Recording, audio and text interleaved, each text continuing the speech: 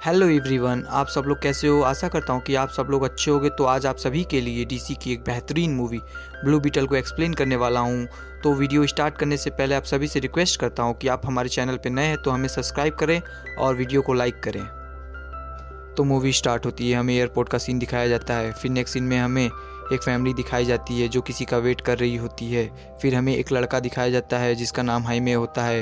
ये इस मूवी का लीड कैरेक्टर होता है और हमें यह पता चलता है कि हाइमे इस फैमिली में सबसे ज़्यादा पढ़ा होता है। फिर नेक्स्ट सीन में हमें एक आदमी दिखाया जाता है जिसका नाम रोडी होता है। वो हाइमे को एयरपोर्ट से रिसीव करता है। फिर नेक्स्ट सीन में देखते हैं कि हाइमे को बताया जाता है कि उसका घर बिक चुका है और उसका शॉप भी, और उसको ये भी पता चलता है कि उसके पिता को हाल ही में हार्ट अटैक आ चुका है। तो हाइमे कहता है कि आप सबने मुझसे ये बात क्यों छिपाया। तो हाइमे की मॉम कहती है कि तुम अच्छे से पढ़ सको इसलिए हमने ये बात तुमसे छुपाई। फिर नेक्स्ट सीन में देखते हैं कि हाइमे की बहन हाइमे को कहती है कि गॉड कंपनी ने सब कुछ अपने कब्जे में ले रहे हैं। तो हाइमे कहता है कि मैं जल्द ही सब ठीक कर दूंगा। फिर नेक्स्ट सीन में देखते हैं कि हाइमे गॉड कंपनी के एक फार्म हाउस पर सफाई का कार्य कर रहा होता है। फिर नेक्स्ट सीन में हमें दिखाया जाता है कि जेनिफर और उसकी आंटी में कुछ बात पर बहस हो रही होती है।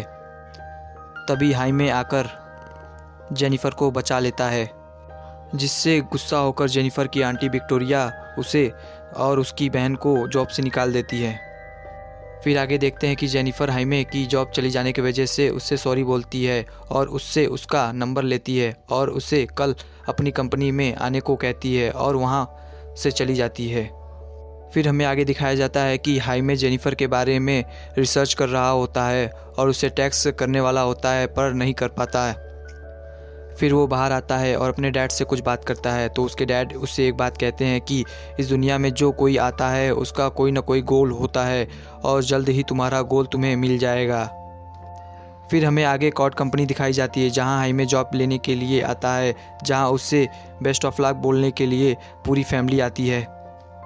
फिर हमें आगे दिखाया जाता है कि हाइमे को वेटिंग एरिया में बैठने के लिए कहा जाता है क्योंकि उसके पास अपॉइंटमेंट नहीं होता है। फिर आगे दिखाया जाता है कि जेनिफर किसी लैब में जाती है और वहाँ से एक बीटल चुरा लेती है, जिससे वहाँ का सिक्योरिटी अलर्ट हो जाता है।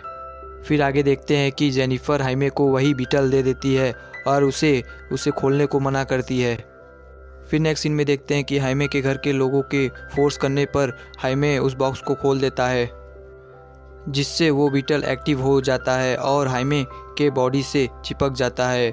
फिर हाइमे पूरी तरह बदलकर एक ब्लू बीटल में कन्वर्ट हो जाता है। फिर हाइमे से एक एआई बात करती है, तभी एआई उसे उड़ाकर स्पेस में ले जाती है, फिर उसे वहाँ से नीचे लेकर आती है।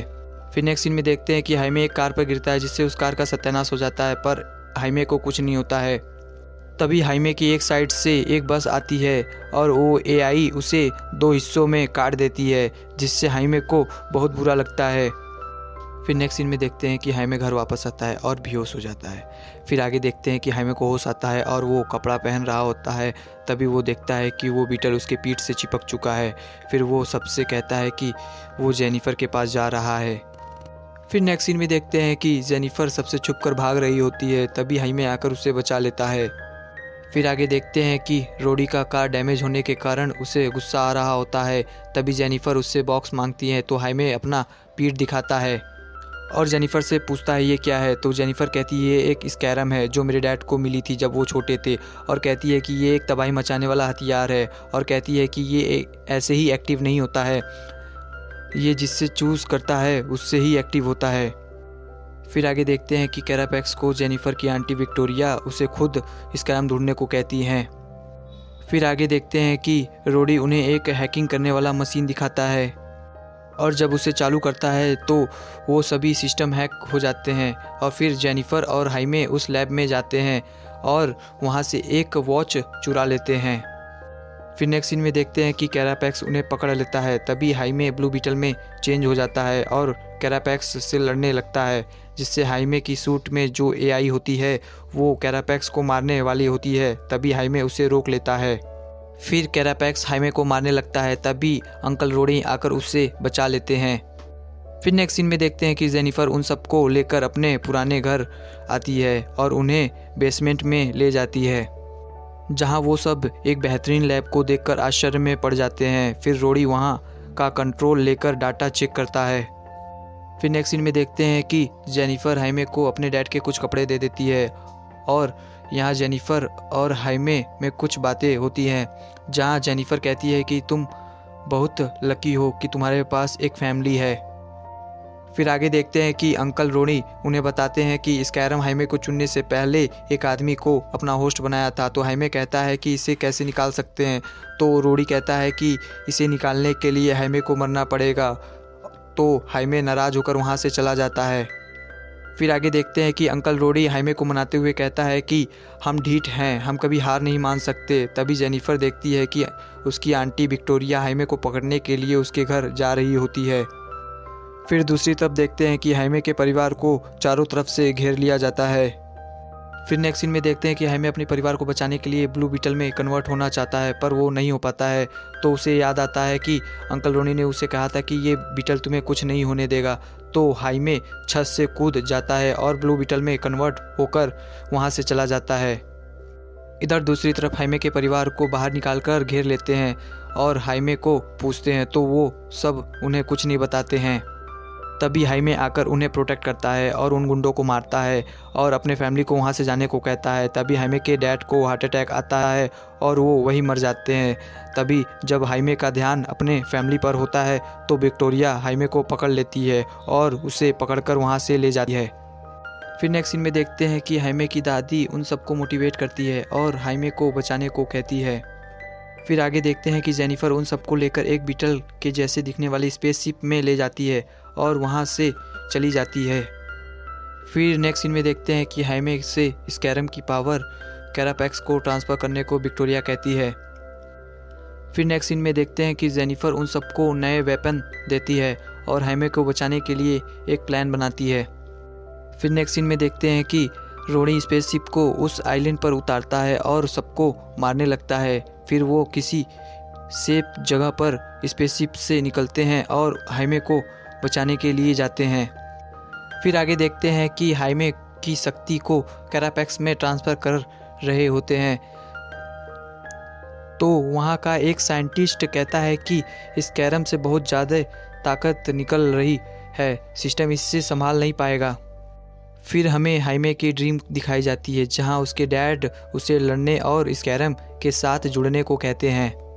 तभी कैरापैक्स में स्कैरम की पावर आने लगती है और वो चेंज होने लगता है। इधर दूसरी तरफ हाइमे स्कैरम से कनेक्ट हो जाता है। तभी जेनिफर वहाँ बम ब्लास्ट करती है। फिर आगे देखते हैं कि साइंटिस्ट हाइमे को बचाकर वहाँ से बाहर भेज देता है। तभी कैरापैक्स आकर उस साइंटिस्ट को मार देता है और उस डोर को ब्लास्ट कर देता है। फिर आगे देखते हैं कि हाइमे को उसकी दादी मिलती है, फिर उसे वहाँ से ले जाती है। फिर आगे देखते हैं कि जेनिफर एक ब्लास्ट में बेहोश हो जाती है। तभी विक्टोरिया आकर उसे पकड़ लेती है। फिर आगे देखते हैं कि हाइमे की मॉम हाइमे और उसके अंदर की एआई से कहती है कि तुम दोनों साथ होकर उनसे लड़ना और मोटिवेट करती हैं। फिर आगे देखते हैं कि हाइमे की सिस्टर सबसे अकेले ही लड़ रही होती है।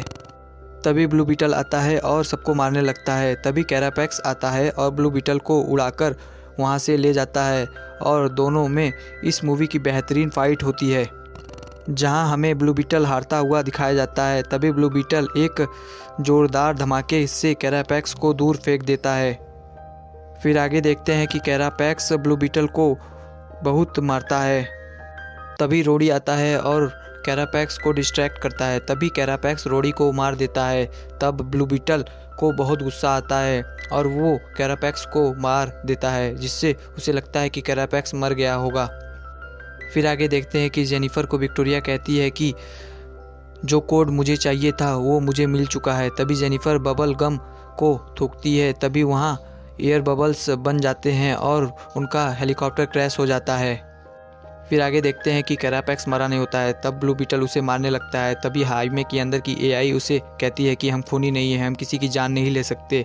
फिर एआई कहती है कि कैरापैक्स एक अच्छा इंसान है, पर विक्टोरिया की वजह से उसकी मॉम मारी जाती हैं।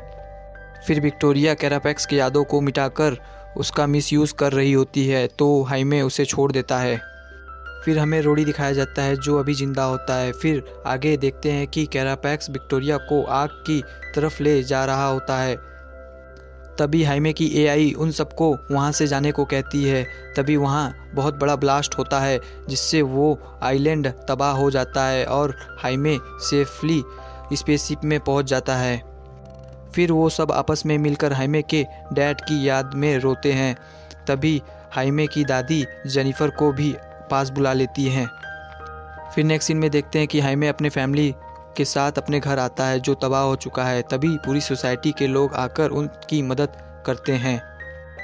फिर आगे देखते हैं कि जेनिफर आती है और उनसे कहती है कि कॉड कंपनी उनके घर को बनाएगी और रोडी को एक कार गिफ्ट करती है। फिर जेनिफर वहाँ से जाने लगती है। तभी हाइमे उसे छोड़ने जाता है और वो दोनों वहाँ से जेनिफर के डैड के घर चले जाते हैं और ये मूवी यहीं पे एंड हो जाती है। हेलो फ्रेंड्स, आप सब लोग को ये एक्सप्लेन वीडियो कैसा लगा कमेंट कर हमें ज़रूर बताएं और हमारे चैनल को सब्सक्राइब करना ना भूलें। Thank you so much.